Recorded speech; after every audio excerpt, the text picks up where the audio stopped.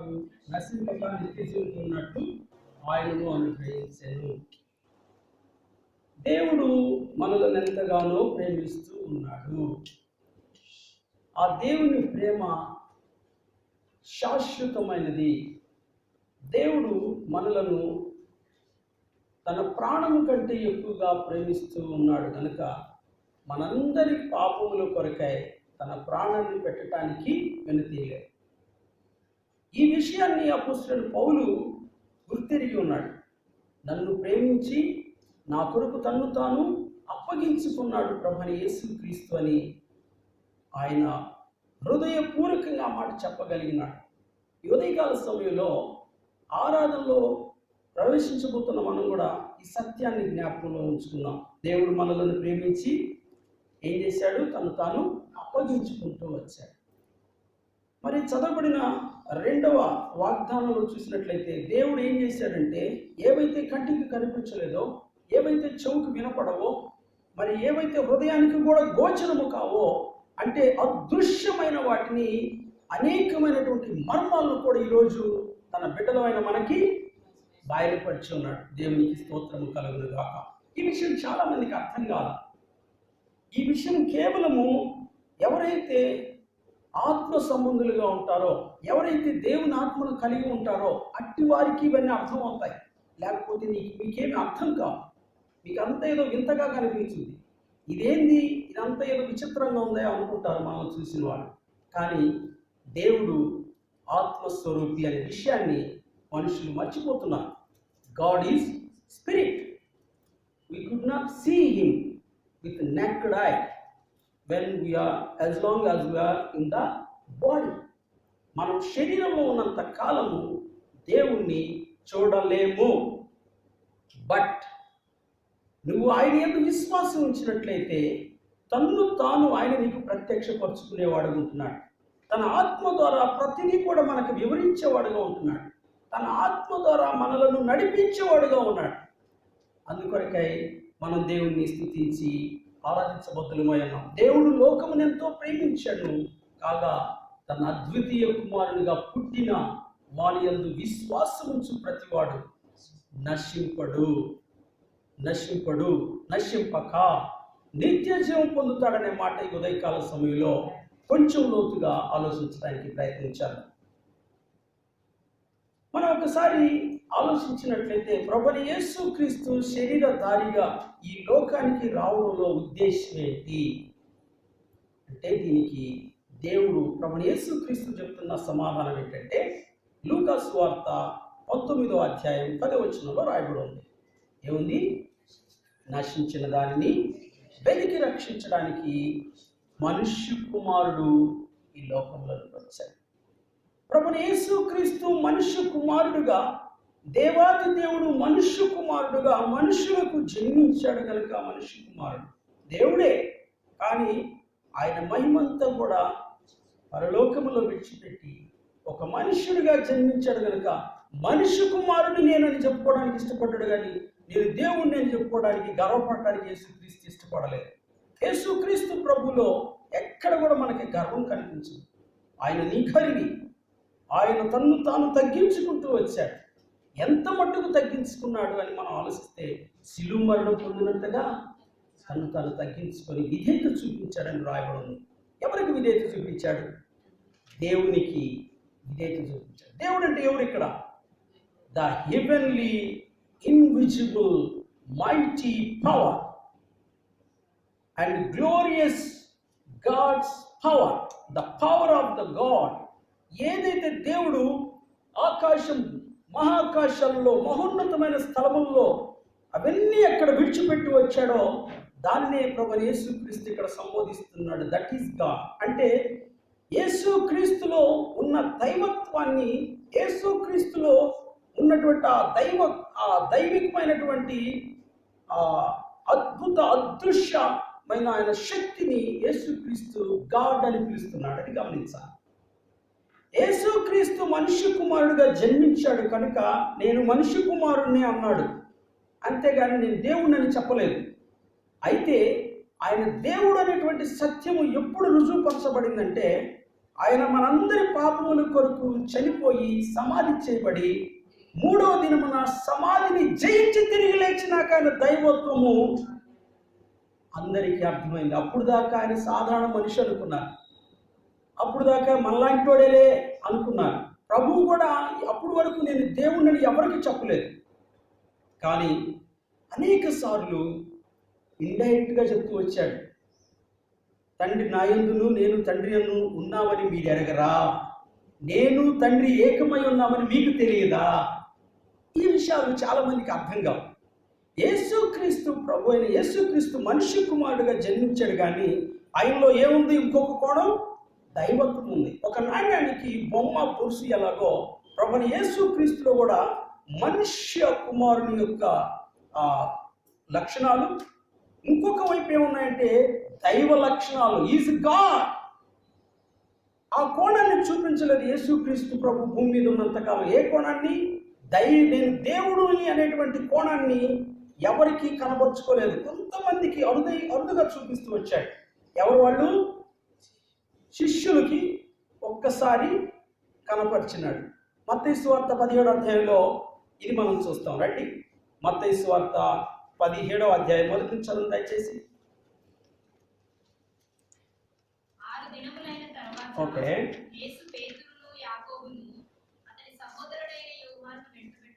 వెంట పెట్టుకొని ఎత్తైన ఒక కొండ మీదకి ఏకాంతముగా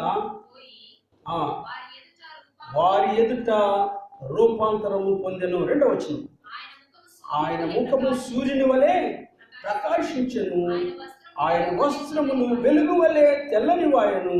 చూడండి, ఇక్కడ ఎత్తైన పర్వతం మీదకి పోయిన తర్వాత అక్కడ ప్రభు యేసుక్రీస్తు వారు మనిషి కుమారుడుగా ఉన్నటువంటి యేసు, ఒక మనిషిగా మానవ జన్మించిన యేసు నిజ స్వరూపాన్ని ఉన్నత శిఖరములో ఆయన కనబరుచుకున్నాడు. ఈరోజు ఎవరైతే విశ్వాసములో ఇలాగ ఉన్నత శిఖరాలకు ఎదుగుతారో వారు మాత్రమే దేవుని మహిమను చూడగలరు. అంతేగాని ఊరికి ఏదో అల్ప స్వల్ప విశ్వాసం పెట్టుకొని ఏదో నాకు కూడా దేవుడు కనపడతలేదు ఏందో అనుకుంటా, ఎక్కడ తెల్లగుంటే అక్కడ, ఎక్కడ పచ్చగుంటే అక్కడ మేకలాగా పరిగెత్తే వాళ్ళకి దేవుడు కనబడడు, దైవ గుణాలు అర్థం కావు, వాళ్ళు వ్యర్థంగానే తన జీవితాన్ని గడిపే వాళ్ళుగా ఉంటారు. ఇక్కడ చూసినట్లయితే ప్రభు యేసుక్రీస్తు ఏం చేస్తున్నాడంటే 3 శిష్యులను వెంట పెట్టుకొని పోతున్నాడు. ఎవరాళ్ళు? పేతురు, యోహాను, యాకోబు. ఈ 3ని వెంట పెట్టుకొని తీసుకుపోవడంలో కూడా ఒక మర్మం దాగి ఉంది. ఏంటంటే ఈ 3 మాత్రమే సరైనటువంటి విధానంలో ప్రభుని వెంబడిస్తున్నారు. మిగిలిన వారిలో దేవుని చూసి తట్టుకునే శక్తి లేదు, దేవుని చూసి తట్టుకునే శక్తి సామర్థ్యం వారికి లేదు. కనుక ప్రభు ఏం చేశాడంటే వీరి 3ని మీరు రండి పైకి పోదాం అని చెప్పి ఉన్నతమైనటువంటి ఎత్తైన కొండని అక్కడ రాయబడి చూడండి. ఎత్తైన కొండ. ఎప్పుడు మనం కూడా ఆత్మీయంగా ఎదగాల. నువ్వు ఎదిగితే కానీ దేవుని నువ్వు చూడగలవు, ఎదిగితే కానీ దేవుని శక్తిని నువ్వు అనుభవించగలవు, ఎదిగితే కానీ దేవుడు ఎవరో నీకు అర్థమయ్యేది. నువ్వు ఎప్పుడు మరుగుజ్జులాగా పొట్టోడు ఉంటాడు కదా, వాడు ఎప్పుడు వెదగడు, వాడు ఎప్పుడు అంతే. కొంతమంది క్రైస్తవ జీవితాలు ఇలా ఉన్నాయి. మాకు ఒక సంఘం ఉంది, మాకు ఒక సభ్యత్వం ఉంది, మా ఊర్లో దాంట్లోని మేము మెయిన్ అనుకుంటూ కూర్చుంటే నువ్వు మరుగుజ్జువే. నువ్వు ఎదగాలి, నీ మనసు విశాలం కావాలి, ఉన్నతమైన శిఖరానికి ఎదిగేటువంటి స్థాయిలోకి రావాలి. దాని కొరకే సంఘ దర్శనములో నువ్వు నిలిచి ఉండాలి. ఏంటి సంఘ దర్శనము? అపోస్తుల కార్యములు 2వ అధ్యాయము 42వ వచనం ఏం చెప్తుంది? వారు అపోస్తుల బోధ యందును సహవాసముందును రొట్టె విరుచుట యందును ప్రార్థన చేయటం యందును ఎలా ఉన్నారు? వాళ్ళు ఎడతెరిపి లేకుండా ఉన్నారు. ఇలాంటి స్థాయిలోనికి, ఇలాంటి దర్శనంలోనికి నువ్వు వచ్చినప్పుడే నువ్వు ఎదుగుతావు, లేకపోతే నీవు ఎదగలేవు. సారీ టు సే, దేవుని వాక్యం లాగా సెలవిస్తుంది. దేవుని యొక్క మహిమను మనం చూడాలంటే మనం ఎదగాలి. ఎదగకపోతే నువ్వు దేవుని మహిమను చూడలేవు, దేవుని కార్యాలను నువ్వు చూడలేవు. నీవు చివరికి ఏమవుతుందంటే మెకానికల్ క్రిస్టియన్ అయిపోతాడు. మెకానికల్ క్రిస్టియన్ అంటే లైక్ ఏ మెషిన్. మెషిన్ ఏం చేస్తుంది? మన దగ్గర బైకులు ఉన్నాయి, వెహికల్స్ ఉన్నాయి. లాక్ ఆన్ చేయగానే స్టార్ట్ అవుతుంది, స్టార్ట్ అయిపోతూ ఉంటుంది. ఎక్కడ పోతే అక్కడ పోతే ఆడాగిపోతుంది అంతే. దానికి ఏ మాత్రం కూడా స్వయం నిర్ణయ అధికారాలు దానికి ఉండవు. ఓకే, దానికి జ్ఞానం కూడా ఉండదు. అలాగే క్రైస్తవులు దేవుని నమ్ముకున్నాం అని చెప్పుకునే కొంతమంది ఈ వెహికల్స్ లాగానే ఉన్నారు, వాహనాలు లాగానే ఉన్నారు. ఎప్పుడో ఒకసారి అట్లా పోతారు, మళ్ళీ వెనక్కి వస్తారు, అంతే. ఎప్పుడు ఎక్కడ ఉంటాయంటే పార్కింగ్లో ఉంటాయి వెహికల్. చూసారా, పార్కింగ్లోనే ఒక నెల అలాగే వాడుకొని పెడితే ఎట్లుంటుంది. ఒక వారం కదిలిపోయిన వెహికల్ ఆడ పెట్టి చూడండి ఏముంది. షెడ్లో ఒక వెహికల్, ఒక వాహనం ఏదైనా ఒక షెడ్లో పెట్టేసి ఊరికి పోయి వచ్చినా చూడండి, దాని కథ ఎట్లుంటుంది. దానిపైన దుమ్ము ధూళి, చివరికి బూజు కూడా పడిపోతుంది కదా. ఇంకా నీకేమన్నా ఇట్లాంటి ఊరి చివరినా లేకపోతే ఇంకేదో చెట్లు చేమలు ఉండే ఎవరు అయితే నీకు దాంట్లో పాములు కూడా దూరుకుంటుంటాయి. మధ్యకాలంలో ఎవరు బైక్ తీసుకుని పోతుంది, బైక్ నుంచి పాము బయట కూర్చుంటుంది. ఏం చేయాలి? ఇట్లాంటి పరిస్థితి ఎందుకు వస్తుందంటే వాడకపోతే అంతే. కొంతమంది ఇలాగ అయిపోయినారు. ఎలాగైపోయినారంటే mechanical Christians as a machine, they are working as a machine, they are walking as a machine, they are doing everything according as like machine. అలా ఉన్న వాళ్ళకి ఏమి కూడా అర్థం. మిషన్ ఎలాగైతే తన పార్ట్లు తరిగిపోయి అరిగిపోయి ఒకరోజు స్క్రాప్ యార్డ్కి తోసివేస్తారో, అలాగే క్రైస్తవులు కొంతమంది స్క్రాప్ యార్డ్కి వెళ్ళిపోతున్నారు. They are going to scrap yard. The scrap yard is nothing but devil's workshop. Scrap yard అంటే ఏదో కాదు, సాతాను కర్మాగారంలో మా కర్మ ఇంతని కూర్చుంటారు. మా కర్మ ఏం చేస్తావు అనుకుని కూర్చుంటావు. రా, జీవం గల దేవుని యొద్దకు రా, విశ్వసించు, ప్రభువైన యేసుక్రీస్తునందు విశ్వాసం ఉంచు. ఆయన నిన్ను నన్ను ప్రేమించి మన కొరకు తన ప్రాణాన్ని అప్పగిస్తే నువ్వేమిస్తున్నావు దేవునికి? తింటము ఇస్తే దేవుడిచ్చింది తింటావు, దేవుడిచ్చింది తాగుతావు, దేవుడిచ్చిన గాలి పీల్చుకొని బతుకుతున్నావు. కొంచెం ఆలోచించు, కొద్దిగా ఆలోచించు. ఒక 10 నిమిషాలు, ఒక అరగంట ఆక్సిజన్ లేకపోతే చాలా మంది వచ్చారు ఆ మధ్యకాలంలో. ఎంత? 10 నిమిషాలు, 15 నిమిషాలు ఆక్సిజన్ సప్లై అయిపోయింది. ఎక్కడ? హాస్పిటల్లో. నెల్లూరులో ఏదో హాస్పిటల్, అది ఏం పేరు దాని పేరు? రువా హాస్పిటల్ దాని పేరు. హాస్పిటల్లో జస్ట్ ఒక 10 మినిట్స్ 11 మినిట్స్ ఆక్సిజన్ సప్లై అయిపోయింది. కరోనా ఐసోలేషన్ అడవుడి టైంలో తెల్లారేళ్ళకే 10 మందో 15 మందో పీరికలు అయిపోయారు. ఎంతమంది వచ్చిపోయి ఇంకా ఎక్కువ పెరుగుతారు. ఎందుకని? ఆక్సిజన్ లేదు. మరి నీ జీవితంలో, నా జీవితంలో దేవుడు ఎంత సమృద్ధి అయిన ఆక్సిజన్ ఇచ్చాడు. దేవుడు నాకేమి ఇచ్చాడని అంటానికి నీకు సిగ్గు లేదు. అసలు ఆ మాట అంటానికి బుద్ధి లేదు నీకు. దేవుడు నీకు ఆక్సిజన్ ఇచ్చాడు. నువ్వు నిజంగా మనిషివైతే, నిజంగా నీకు బుద్ధి ఉంటే, నీకు మనస్సాక్షి అనేది ఉంటే, నువ్వు నిజంగా మనిషివైతే దేవుడు నీకు ఆక్సిజన్ ప్రతిదినం నువ్వు పడుకున్నా కానీ ఇస్తున్నాడే. నువ్వు నిద్రపోతున్నావే, అయినా దేవుడు నిన్ను ప్రేమించి ఏం చేస్తున్నాడు? సమృద్ధి అయిన ఆక్సిజన్. నా బిడ్డలకి తక్కువ కాదు, నా బిడ్డల గుండె ఆగిపోకూడదు అని దేవుడు ఇంత మేలులు చేస్తుంటే, నాకు దేవుడు ఏం చేశాడు అంటున్నావంటే you are a foolish. You are like a machine. You cannot understand the works of the Lord in your life. నువ్వు ఒక మిషన్ లాగా, ఒక యంత్రంలాగా మారిపోయావు కాబట్టి నీకు అర్థం కావట్లా. ఇప్పుడైనా, ఈ రోజైనా జీవం గల దేవుని యొద్దకు రా. ఆయన యొద్దకు వచ్చి విశ్వాసం ఉంచు. చెప్పండి, భోజనం లేకపోయినా ఎన్ని రోజులు బతుకుతారు మనిషి? లెక్కలు ఉంటాయి, లెక్కల ప్రకారం చెప్పండి. భోజనం లేకుండా ఒక మనిషి ఎంతకాలం బతుకుతాడు? మీకు బెస్ట్ క్యాలిక్యులేషన్ కావాలంటే పొట్టి శ్రీరాములు అని ఒక ఆయన ఉన్నాడు. ఆయన ఇలాగే ఉపవాసం చచ్చిపోయాడట. ఆంధ్ర దేశం కోసం, ఆంధ్ర రాష్ట్రం కోసం పోరాడి ఎన్ని రోజులు చచ్చిపోయాడు అని చెప్పండి. అదే స్టూడెంట్స్ అయితే నాకు సపోర్ట్ చేస్తారంటే ఏంటో అట్లాగే చూస్తున్నారు. పొట్టి శ్రీరాములు ఎన్ని రోజులు ఉపవాసం చేశాడు? అవి తెలిస్తే మేము ఐఏఎస్ చేయడం అన్నా. తెలుసుకోండి, ట్రై చేయండి. నాకు కొంచెం గుర్తుంది, కరెక్ట్ అవునో కదా నాకు తెలియదు. I think more than 48 days, around nearly 50, 40 to 50 in between he died. చచ్చిపోయాడు. మనుషుడు భోజనం లేకపోతే ఆయన రోజులు బతుకుతున్నాడు కదా. మరి గాలి లేకపోతే ఎంతసేపు అవుతుంది? డాక్టర్స్ చెప్పచ్చు. సిస్టర్ మీరు చెప్పండి, గాలి లేకపోతే మూసుకుని రోడ్డు మూసుకుని ఎంతసేపు అవుతుంది? చెప్పండి, ఓపెన్గా చెప్పండి. ఎంతసేపు అవుతాం అమ్మా? క్షణం లేదు, అది క్షణం, అది కరెక్ట్. I cannot agree. క్షణం అంటే ఏంటో తెలుసా అసలు? అది కూడా తెలుసుకుంది. క్షణం అంటే ఏంటి? ఏకం సెకండ్, ఒక రెప్పపాటు. క్షణం అంటే ఒక్కసారి కన్ను మూసి కన్ను తెరిసేకి ఎంత టైం పడుతుందో దాన్ని ఏమంటారంటే క్షణం అంటారు.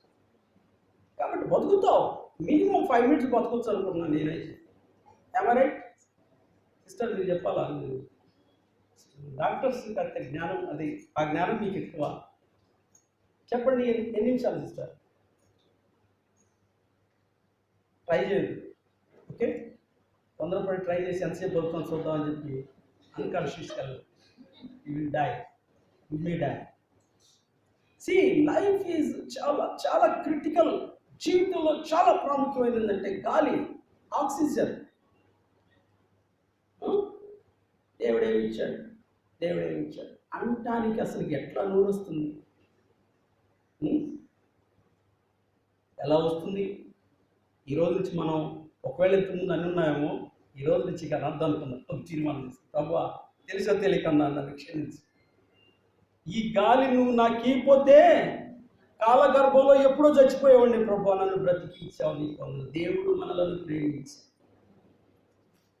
ప్రాముఖ్యమైనవి మనం బ్రతకడానికి బేసిక్ నీడ్స్ ఏంటంటే గాలి, నీరు, వెలుతురు. తెలుసా మీకు ఆ విషయం? తెలుసు కదా మనకి. గాలి, నీరు, వెలుతురు ఈ ముఖ్యమైనవి. మనం ఏమనుకుంటాం? లేదు, అది కూడా అనుకో, అది కూడా కాదు. డబ్బు ఉండాలా. ఈ డబ్బు నిన్ను బతికించదని దేవుడు రుజువుపరిచాడు ఈ కరోనా దినాల్లో. కోట్లు కుప్పలు పోసినా గాలి ఆడలా, గుండె ఆగిపోయాయి. కాబట్టి ఇక్కడ ఏంటంటే ప్రాముఖ్యమైన ఏంటో ఈరోజు మనం ఎరగడం కోసం దేవుడు కరోనాను భూమి మీదకి తీసుకొచ్చాడని నేను ప్రభువును స్తుతిస్తూ ఉన్నాను. ప్రాథమికమైన గుండె ఆగిపోతూ ఉందంట. ఒక ఆయనకి వాట్సాప్లో ఇది పెట్టాడు, ఏదంటారు దీన్ని, సెల్ఫీలో బెంగళూరు నుంచి మాట్లాడుతున్నాడు. బెంగళూరు నుంచి ఆంధ్రాలో ఎవరో ఒక ఆయన పొలిటీషియన్తో మాట్లాడుతున్నాడు. పొలిటీషియన్కి రిక్వెస్ట్ చేస్తున్నాడు, అన్నా నేను చనిపోబోతున్నానన్నా. ఇది సౌండ్, అది దగ్గర పెట్టుకున్నాడు. అన్నా చనిపోతున్నానన్నా, నా భార్య పిల్లలు ఉన్నారన్నా, నాకు బెడ్ లేదన్నా, నా ఎక్కడ బెడ్ తెచ్చుకోలేదన్నా, వెంటిలేషన్ లేదన్నా. అది చూస్తే నాకే భయం. ఇప్పుడు అర్థమైంది నాకు, కష్టమేనా బాబా, భూమి మీద గాలి దేవుడు ఇవ్వకపోతే పుట్టుక్కుని చేస్తాడు ఒకడు బతకడు. మీసాలటి దిక్కుని తిరిగి ఎవరిని అడగాలి, రే నీ కథ చాలా దగ్గర భయం, కష్టం రాని. ఈ లోకంలో హెచ్చించుకోవడానికి ఏ మనుషులకు కూడా ఏమీ లేదు. దేవుడు దయదలిసి బ్రతికించాడు కనుక బతికాము అని గుర్తెరిగి దేవుని స్తుతించాలి.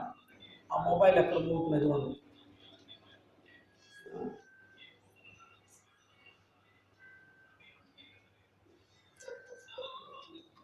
సరే, మన యొక్క స్థితి ఏంటంటే, మన స్థితి ఏంటో తెలుసా? We are in the perishing stage, నశించిపోయేటువంటి స్థితిలో ఉన్నాం. అందుకనే దేవుడు నశించిన దానిని వెతికి రక్షించడానికి ఈ లోకానికి వచ్చాడు. అంతేగాని ఏదో కులం పెట్టుకోవడానికో, మతం టైటిల్ పెద్దది పెట్టుకొని బ్యానర్లు కట్టుకొని దిగడానికి కాదు. నువ్వు నేను నశించిపోతున్నావు, దిక్కులేని స్థితిలో ఉన్నావు, నరకానికి పాత్రమైపోతున్నావు. కారణం ఏంటి? సిన్, పాపం. The reason is sin. చూడండి ఒక్కసారి ఎఫెసీయులకు రాసిన పత్రిక 2వ అధ్యాయం 1వ వచనం.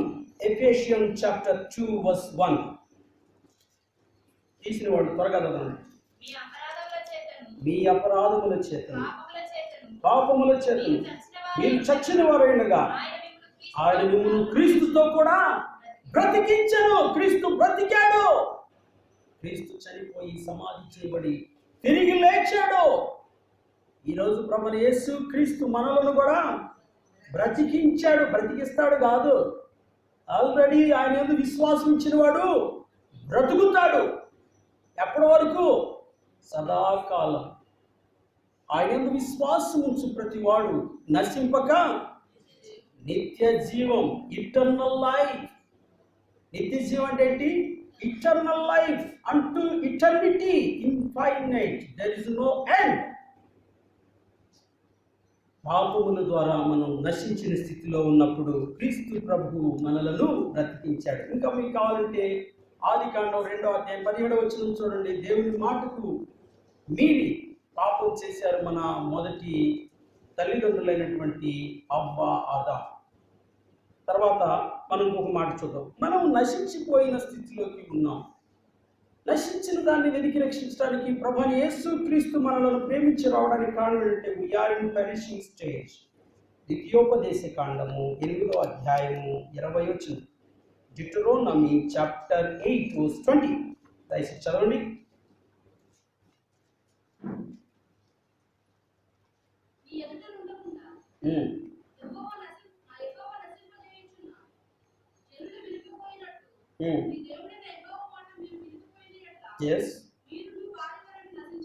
యెహోవా మాట మీరు వినకపోయిన ఎడల, ఎలాగైతే దేవుని మాట వినని వాళ్ళు నశిస్తున్నారో మీరు కూడా అలాగే నశించారు. ఇప్పుడు చెప్పండి, మనం దేవుని మాట వింటున్నాం వినేవాళ్ళైనా? దేవుని మాట విననివారు, దేవుని మాట వినని వారు ఏమైపోతారు? ఏం చెప్పడం దేవుని వాక్యం చదివిస్తుంది. దేవుని మాట వినని వారు ఏమవుతారు? నశించిపోతారు. నశించిపోతారు. మనం అందరము కూడా ఒకనొకప్పుడు దేవుని మాట వినని వారు, అవిధేయులు, అక్రమస్తులుగా ఉన్నాం. చూడండి ఇంకా మన స్థితి ఏంటయ్యా అంటే, కీర్తనల గ్రంథం 1వ అధ్యాయం 6వ వచనం. దుష్టులుగా ఉన్నాం. ఓకే, చూసారా? దుష్టుల మార్గము పరిషి. మీరు ఇంగ్లీష్లో చదవండి ఆ మాటని. Okay, the way of the ungodly shall be perish, shall perish. Ungodly, ungodly అంటే ఏంటి అర్థం? దేవుడు లేని ప్రజలు. దేవుడు లేని ప్రజలు ఏమైపోతారు? నశించిపోతారు. ప్రియుల, ఒకానొకప్పుడు మనము కూడా ఏ దేవుడో తెలియదు, ఎవరు సాయం చేస్తారో తెలియదు, ఎంతమందిలో ఎటు తిరగాలో తెలియదు. ఈయన దగ్గర పోతే ఆయన కోపం వచ్చిందేమో భయం, ఆయన కొబ్బరికాయ కొట్టకపోతే ఈయన కోపం వచ్చిందేమో భయం. అలాగని 3,000,000 మందికి 3,000,000 కొబ్బరికాయలు ఆడికి తెస్తాం? చెప్పండి. ఎలాంటి స్థితిలో ఉన్నాం? జీవం గల దేవుడు మన మనోనేత్రాలు వెలిగించి మనం దర్శించి నశించిన స్థితిలో ఉన్న మనలను వెతికి రక్షించడానికి ఆ ప్రేమమయుడి లోకానికి దిగి వచ్చాడు. దానికై మనం ప్రభుని ఆరాధించబద్దులమైన. ఇంకా చూడండి, ప్రభు 37వ కీర్తన 20వ వచనం కూడా చదువు. Psalm 37 verse 20.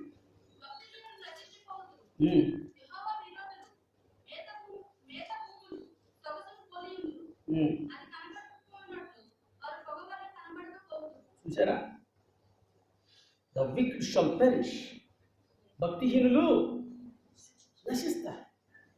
భక్తిహీనులు అంటే అర్థం ఏంటి? దేవుని ఎడల భక్తి లేనివారు, దేవుడు అంటే భయం లేనివారు ఏమైపోతారు? నశించిపోతారు. ఒకనొకప్పుడు మనందరం కూడా దేవుని లేని ప్రజగా ఉన్నాం. ఎఫెసీయులకు రాసిన పత్రిక 2వ అధ్యాయంలో పౌలు చాలా వివరంగా రాశాడు. మన స్టేటస్, మన స్థితి వివరంగా రాస్తూ వచ్చాడు. దేవుని లేని ప్రజలముగా, దేవునికి దూరస్తులముగా, దేవునికి విరోధులముగా, వాగ్దానం లేని ప్రజలముగా ఉన్న మనలను క్రీస్తు ప్రభు మరలా తండ్రితో ఐక్యపరిచాడు, ఇశ్రాయేలులతో ఐక్యపరిచాడు. ఇదే శిలువ ద్వారా, ప్రభువైన యేసు క్రీస్తు మరణము ద్వారా మనకి దొరికిన లేదా కలిగిన మేలు. తర్వాత మరొక మాట చూద్దాం రండి. కీర్తన 49 10వ వచనం. 49 Psalm 49 verse 10.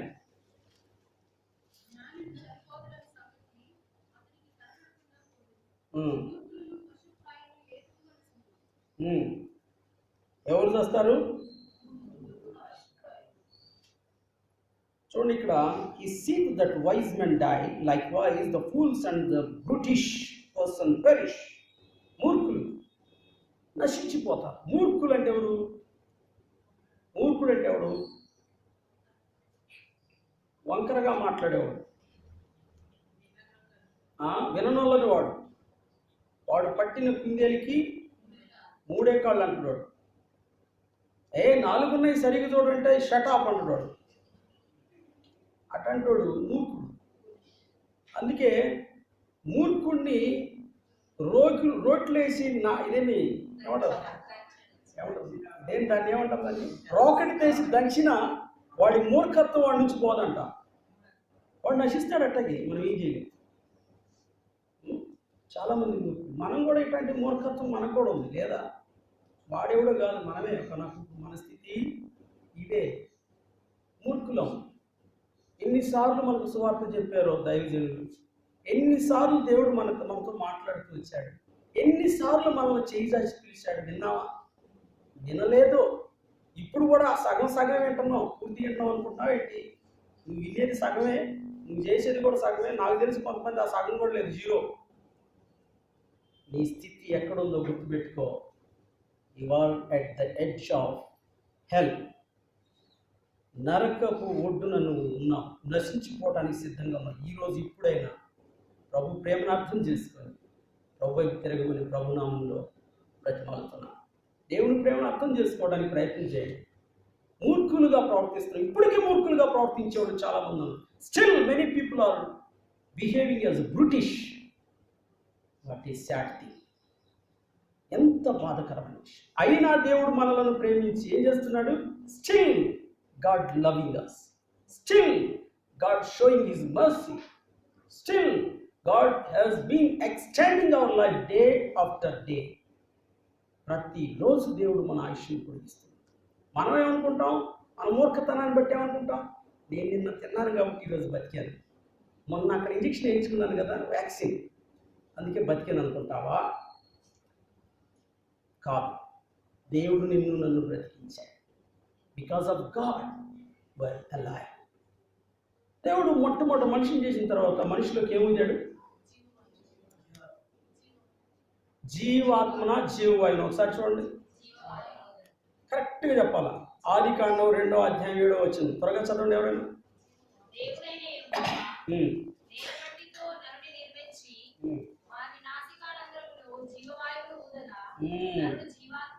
ఇప్పుడు చెప్పండి, జీవాత్మ జీవవాయువ? Very clearly. ఇక మనకు డౌట్ వద్దు. దేవుడు ఏముందాడు? జీవవాయువు అంటే ఏంటి? ఆక్సిజన్. తెలుసా మీకు ఆ విషయం? మనకి ఇంగ్లీష్ అర్థం అవుతుంది కదా, తెలుగు రాదు. అందుకే నేను అప్పుడు ఇంగ్లీష్ చదువుతుంటా. జీవవాయువు అంటే చాలా మంది దాన్ని ప్రాణవాయువు అని కూడా అంటారు, రైట్? ప్రాణవాయువు అన్నా జీవవాయువు అన్నా రెండు ఒకటి. దానికి రసాయన సాంకేతిక నామం ఏంటి? ఓ. ఓ అంటే ఆక్సిజన్. ఆక్సిజన్లో ఫస్ట్ లెటర్ ఓ కాబట్టి ఓ తీసుకొచ్చి ఓ అంటాడు. మన జ్ఞానం అది, 0 పెట్టుకోవడం. సరే, ఏదేమైనా కానీ దేవుడు మనకి ఏమి ఇచ్చాడు? జీవవాయువు. ఎప్పుడు?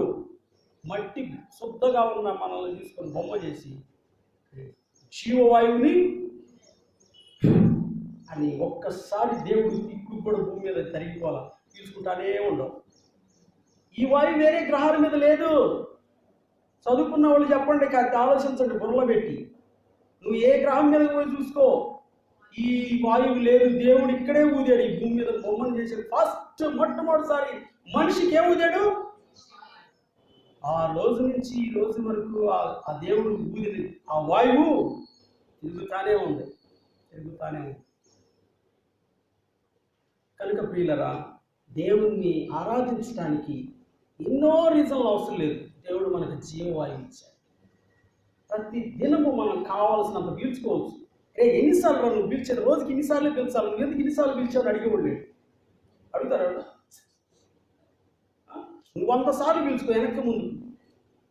ఎవడన్నా అడుగుతాడు ఎన్నిసార్లు పీల్చొద్దు నువ్వు అన్నట్ట.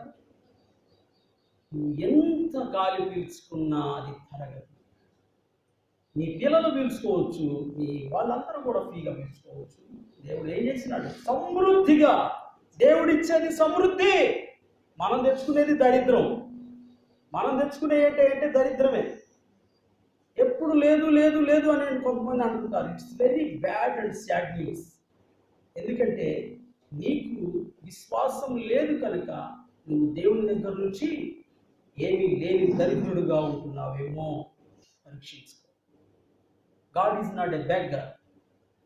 దేవుడు ఎవరు? ఐశ్వర్యవంతుడు, శ్రీమంతుడు.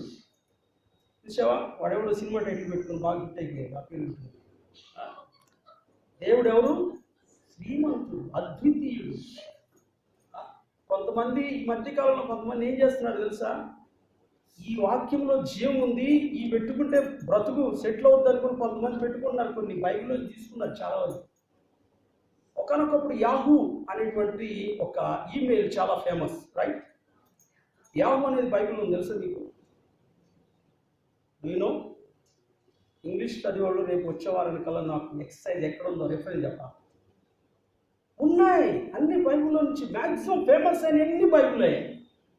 కాబట్టి దేవుడు ఎవరంటే శ్రీమంతుడు, అద్వితీయుడు, మహోన్నతుడు, భూమి ఆకాశములను సృష్టించినవాడు. ఆయనకి అసాధ్యమైంది లేదు. ఆకాశము నా సింహాసనము, భూమి నా పాద పీఠ. పీట దగ్గర ఉన్నా నీకెంత గర్వం? పీట దగ్గర ఉన్నావు నువ్వు, దేవుని కాలు దగ్గర ఉన్నావు. ఒక్కసారి కాలెత్తి ఒక తొక్కు దొక్కాడంటే బతుకో. దేవుడు ప్రేమించి తన కృప ద్వారా ఆయన కోపాన్ని అంచుకుంటున్నాడు. దేవుడు కోపాన్ని అంచుకున్నాడు. కానంటే మనమంటే ప్రేమ. దేవుని ప్రేమను కొంతమంది నిర్లక్ష్యంగా ఎంచుతూ ఉన్నారు. దేవుడు మనల్ని ప్రేమించి, పౌలు ఏమంటాడు? దేవుడు నన్ను ప్రేమించి ఏం చేశాడు? నా కొరకు తన్ను తాను అప్పగించుకున్నాడు. ఏమి యోగ్యత మనలో ఉందని ప్రభు మన కొరకు ప్రాణం పెట్టాడు. పాపులమై ఉన్న మనలను దేవుడు మనల్ని ప్రేమించి మన కొరకు తను తాను అప్పగించుకుంటూ వచ్చాడు. కనుక ప్రభునందు ప్రియమైన సహోదరులారా, ఉదయకాల సమయంలో కొద్దిసేపు మనం ప్రభుని ఆరాధిద్దాం. సమయం ఈ రకం చూసుకుంటూ చాలా ఉంది. కొద్దిసేపు దేవుని వాక్య తెలుగులో ప్రభుని ఆరాధిస్తాం. రండి. వాతావరణం అనుకూలంగా ఉంది కాబట్టి సండే స్కూల్ ఈరోజు నిర్వహించలేము. కాబట్టి పిల్లలు ఇక్కడే ఉండండి. దయచేసి మోకరించండి. ఒక సహోదరుడు, ఒక సహోదరి. ఒకవేళ వర్షం తగ్గితే సండే స్కూల్ మీరు సిస్టర్స్ పిల్లలు తీసుకొని సండే స్కూల్కి వెళ్ళచ్చు. రండి. దయచేసి వాక్య పిల్లల్లో ప్రభు చేసిన మేలును బట్టి, మనకిచ్చిన రక్షణ బట్టి ప్రభుని ఆరాధిద్దాం.